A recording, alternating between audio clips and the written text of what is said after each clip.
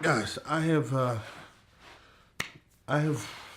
made this video probably 5 times now. 5 times. This will be, I think, the 5th time shooting this video. So yeah, I'm in Rochester, New York. I had to come here to shoot a step team event, and it was pretty cool. It was probably about 3 or 4 hours of shooting today. But while I'm here, I'm making this video again.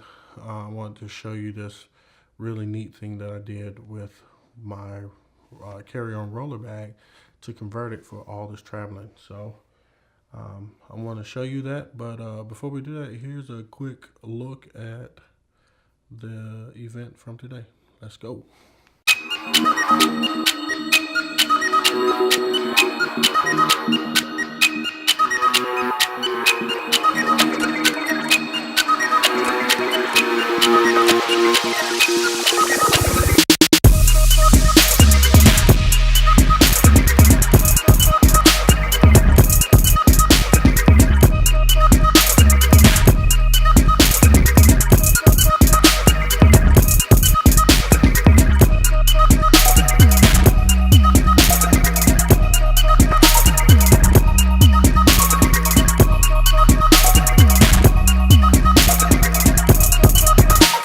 So here's the issue. I knew I had a lot of traveling coming up, and I wanted to come up with something so I could condense and not be traveling with 12 different bags just of camera gear and stuff. And last week I was in Oklahoma, and the week before I was in Atlanta, and both trips I had a lot of gear with me. So I wanted to come up with something that would carry my gear but organize it and give it a protection and all those different things. And so I had this thought. I was like, you know what? I can't afford a Pelican case right now, and I'm a very creative guy, so I'm just gonna make something. So this is what I decided to do.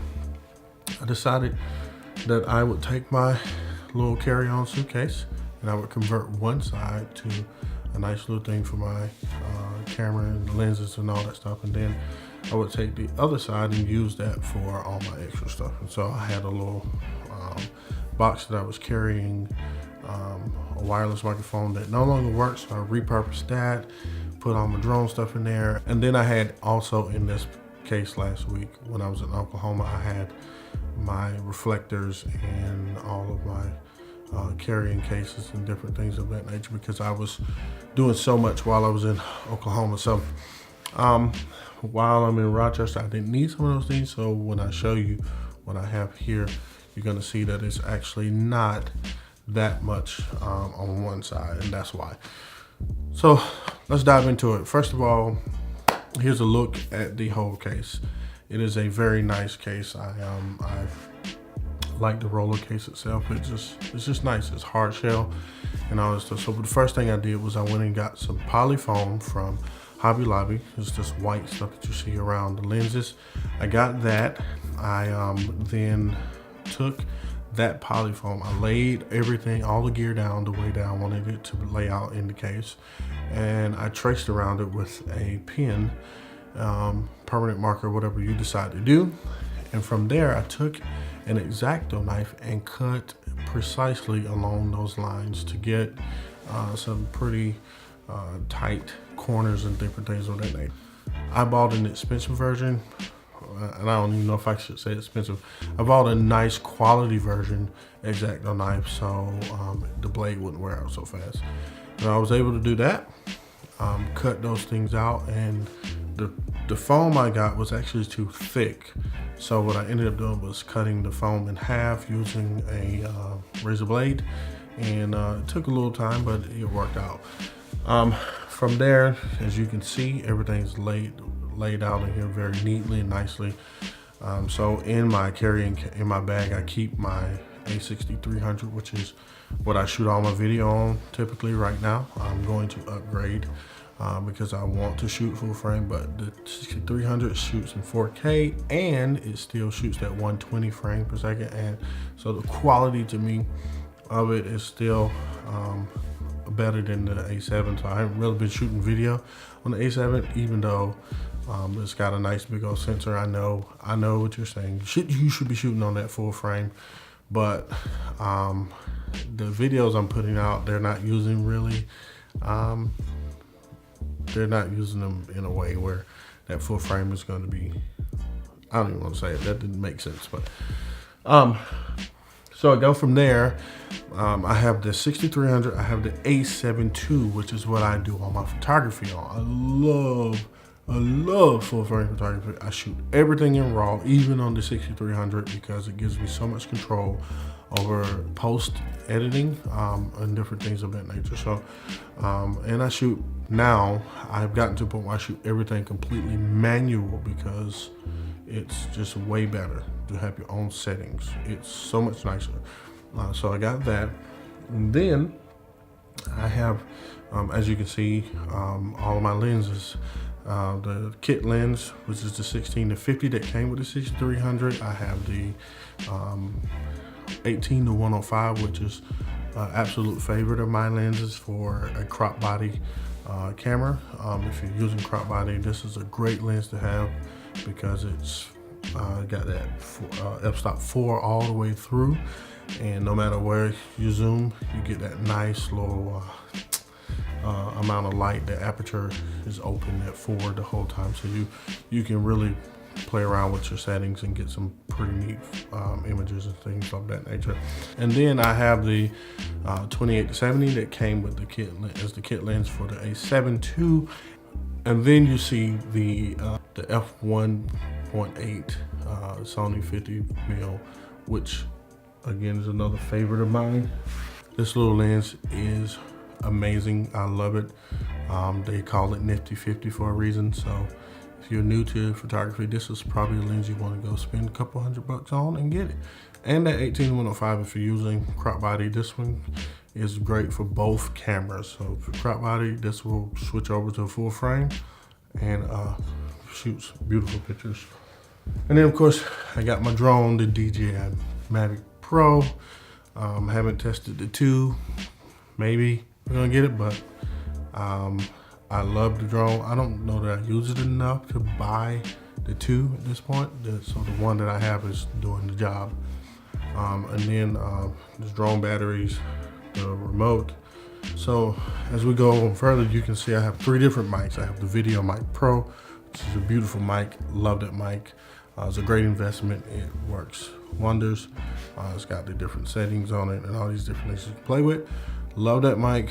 I'm still learning some of the things because it can, if you don't set your volume right, you can get a lot of noise and feedback and all that distortion in your audio. You don't want that.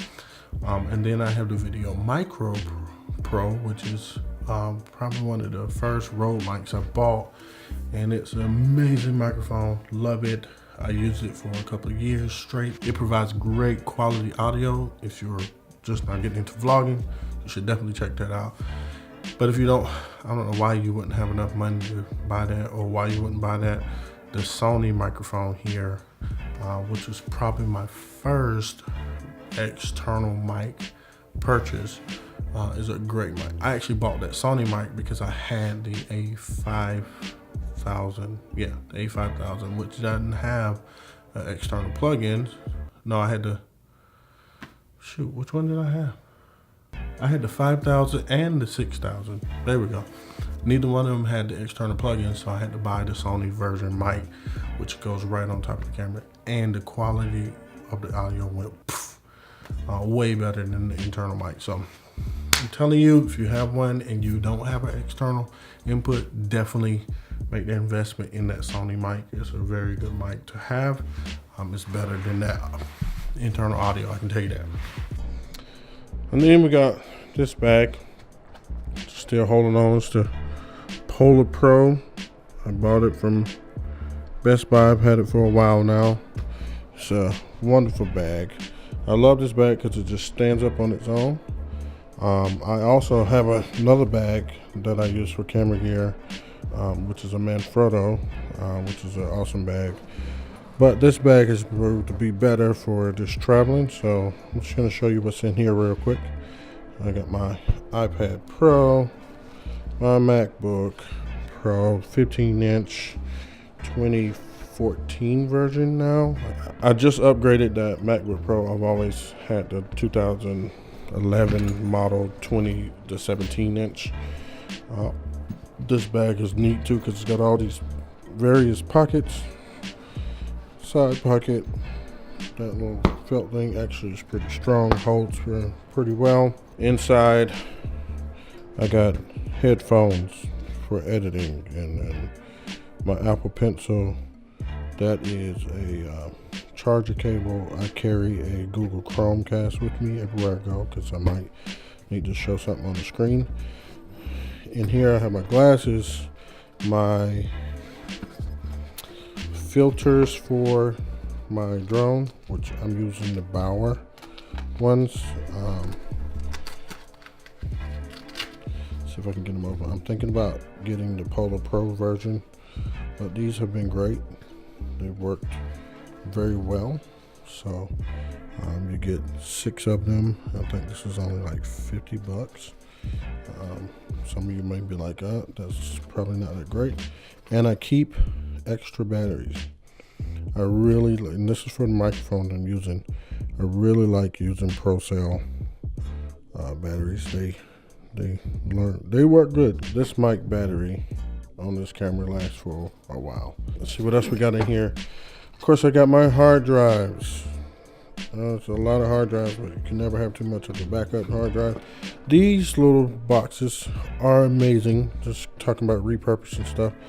I use this shoe cleaner brand called Crepe, whatever it is. But they send you these little cases, and when you're done with them, inside the case there's normally like a little cloth and then the cleaner. But when you're done with them, they turn out to be pretty good storage cases. This is all of the cables for chargers for my cameras. And then the other one, which is just like this, has all my drone extra wings, charger cables, and all that kind of stuff. I also keep within that same little thing my drone battery charger. Then I bought these little boxes from Hobby Lobby.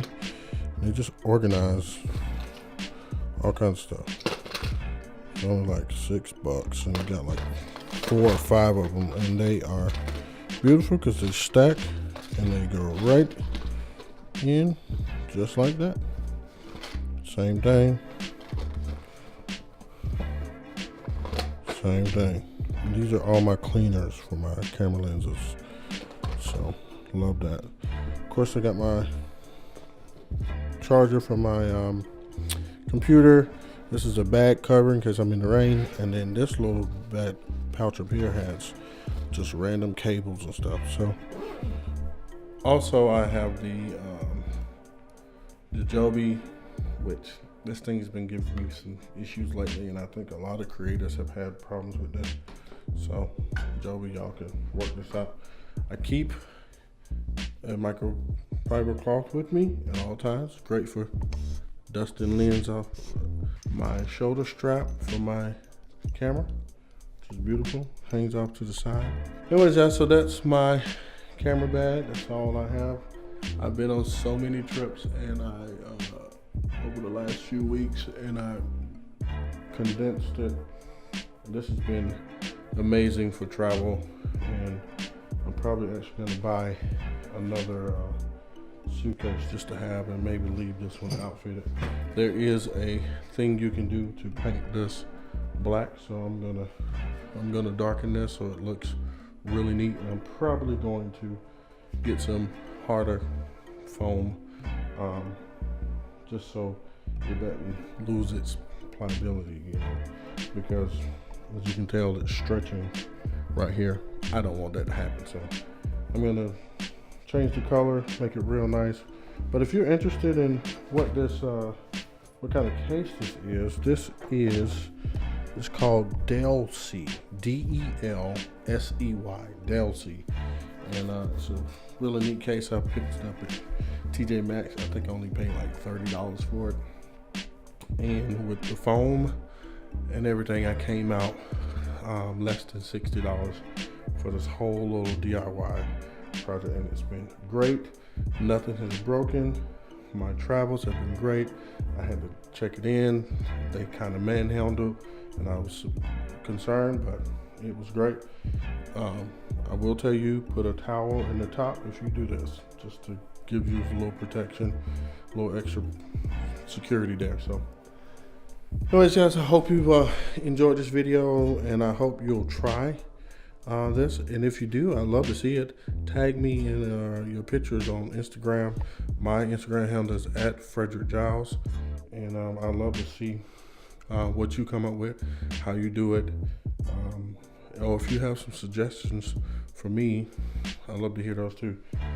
Anyways, guys, thank you for watching. Click that subscribe button if you like this video. Like it. I want to do more videos like this. Got really neat things that I've been working on and trying. So again, thank you for watching, and I will see you on the next one. Peace out, fam.